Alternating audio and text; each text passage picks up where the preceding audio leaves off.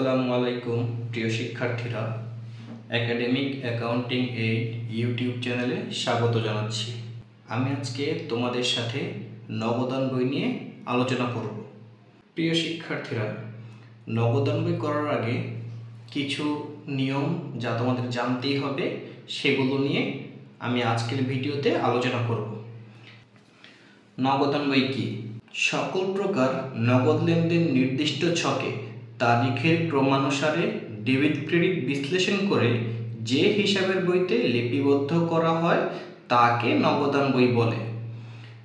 নগদান বই জাবেদার অংশ হলেও এর মধ্যে খতিয়ানের একাধিক বৈশিষ্ট্য বিদ্যমান, এই জন্য নগদান বইকে জাবেদা ও খতিয়ান উভয়ই বলা হয়।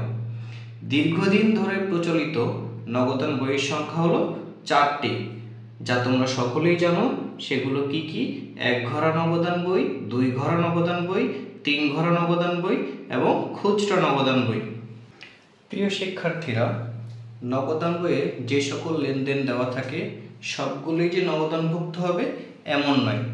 এমন কিছু লেনদেন রয়েছে যেগুলো নগদান বইতে হিসাবভুক্ত হয় না।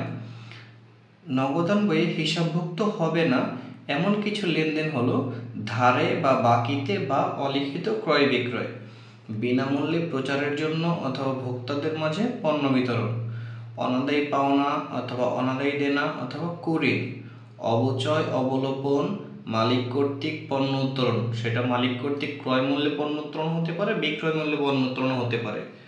মালিক কর্তৃক ব্যবসায় কোনো সম্পত্তি বিনিয়োগ করা হলে, বিলের মাধ্যমে কোনো কিছু ক্রয় বিক্রয় করলে, মুনাফাবিহীন পণ্য বিক্রয় করলে, আন্তঃফেরত বা বহিঃফেরত এবং আগুনে বিনষ্ট পণ্য, এই সকল লেনদেন নগদানভুক্ত হবে না। কোন কোন লেনদেন নগদানভুক্ত হবে না সেটা মনে রাখার একটি সহজ কৌশল দেখো, আমি নিচে লিখে দিয়েছি। সেটা কি?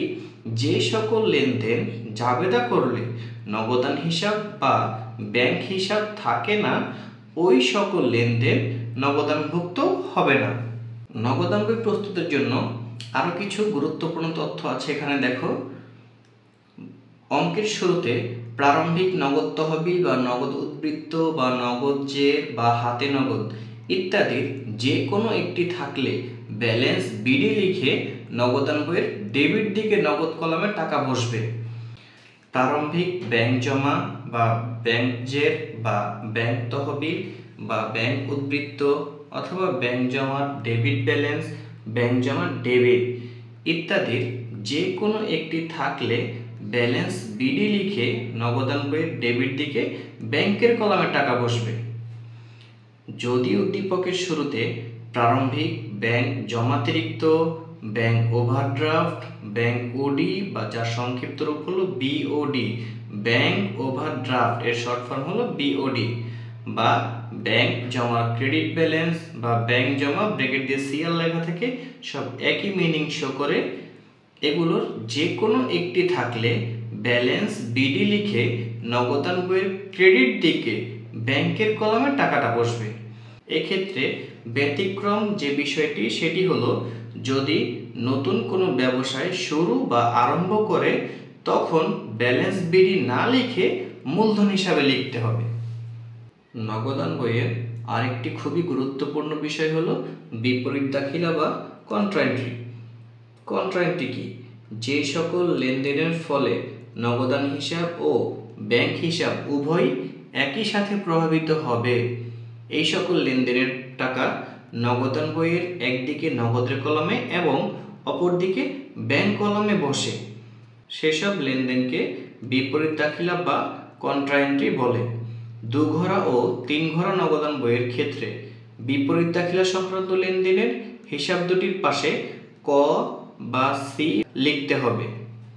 সাধারণত 2 ঘরা ও 3 ঘরা নগদান বইতে নিম্নোক্ত লেনদেনগুলো বিপরীত দাখিলা বা কন্ট্রা এন্ট্রি হিসেবে ব্যবহৃত হয়ে থাকে। সেগুলো কি কি? 1 নম্বরে হলো নগদ অর্থ ব্যাংকে জমাদান বা ব্যাংক হিসাব খোলা হলে, ব্যবসায়ের প্রয়োজনে ব্যাংক হতে উত্তোলন করা হলে এবং ব্যাংক জমাতিরিক্তের অর্থ পরিশোধ করা হলে।